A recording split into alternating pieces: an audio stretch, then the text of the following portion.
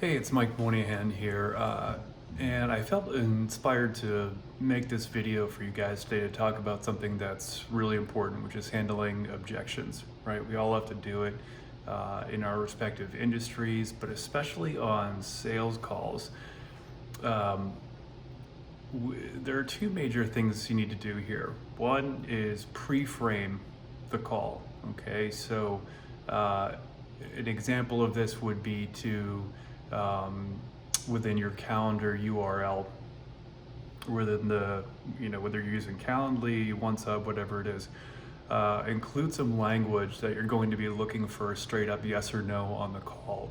One, this weeds out a lot of tire kickers, competitors, that type of thing, so it cleans up the traffic coming in.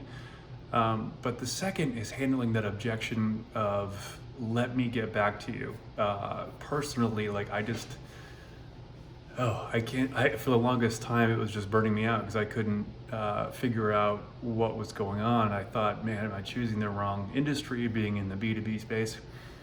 The reality is prospects just lie all the time because they don't want to give away any tells that can be used against them to sell them on something. They're skeptical, they're skittish, they're not ready to make a decision even though they know they need to make a decision. So you need to take them to that journey or through that journey so they not only see the value but are excited to move forward. So an example for this would be, if someone's saying, well, I'll get back to you, just call them out on it and say, Mr. or Mrs. Prospect, I can appreciate that, but I can tell you I've been doing this for a long time, and anyone that says they're going to get back to me has never ever purchased over a 15-year career. So that being said, what is it exactly that is holding you back from making a decision today? Is it the upfront costs? Is it that you need to check with a team member? What is that? And so then you work the actual pain point. And I talk about something called layered pain points or psychology onions, just to kind of make it fun, but it's actually quite a serious thing where, everyone else talks about, prospects just having one pain point. It's just not the case. They have many, many, many pain points: job security, family, maybe their relationship with their bosses or with their company.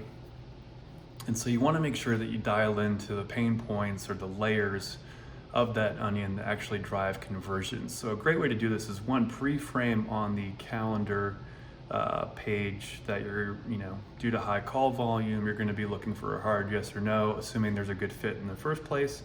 If it's a no, you'll point them in the right direction. So don't be too aggressive. I had made that mistake myself. And then the second thing is to really not let them, it's better to get a no than let them off the hook and say, okay, I'll wait to hear back from you. Because this way you're in pole position. I watch Formula One a lot. I'm a big fan, so I'm going to use that reference. But what essentially that means is that you're in control of the entire sales process. So at the end of the call, you're disqualifying them as not being a good fit after dialing in those pain points, versus them being in pole position and saying, yeah, I'll get back to you, you're just another vendor, right? So call them out on their bullshit. Prospects lie and say, I've been through this before, this isn't my first rodeo. What exactly is holding you back from making a decision right now? And you'll be surprised about how quickly they open up when the discussion goes from not talking about products or services to, like, what's going on? Let's cut through the noise, cut through the bullshit. Can we figure out a way to offer you a solution that you're going to be excited about today? Because anyone who says that they're going to get back to you in a few weeks, bullshit, not going to happen. So one, pre-frame the call, and then two, it's critical that you really dial into those deeper layered pain points to understand, not at the same time, not just what drives action, but what is driving their inaction as well. They don't want to be sold, they're skittish. You have to go into that, understanding that frame of mind, but you have to steer the conversation in a way where you maintain control. So that's something that's just, that's been a pain point of mine, that I've been screwing up on hundreds of sales calls for years, saying, yeah, sounds good. 2 weeks later, they just don't buy. Prospects who say they'll get back to you later, don't let them off the hook.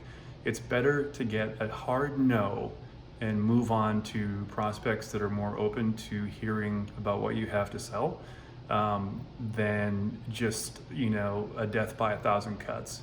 So I hope this helps, and be on the lookout for some more content. I just kind of wanted to get more real with the stuff I'm sharing, talk about things like founder burnout, and not only marketing strategies that we're using, that we'll be sharing with you, but really just have some real, frank, no BS, thoughtful conversations about the journeys that we're all going through, and have any services that we sell be secondary, because we're kind of moving into more of a model where we're just focused on quality of life, and not trying to build the next Amazon of whatever we're doing.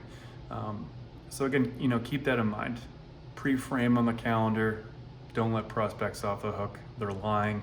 Get to their pain points. You'll be surprised more often than not that when you dig into those pain points, that conversions are going to start happening for you.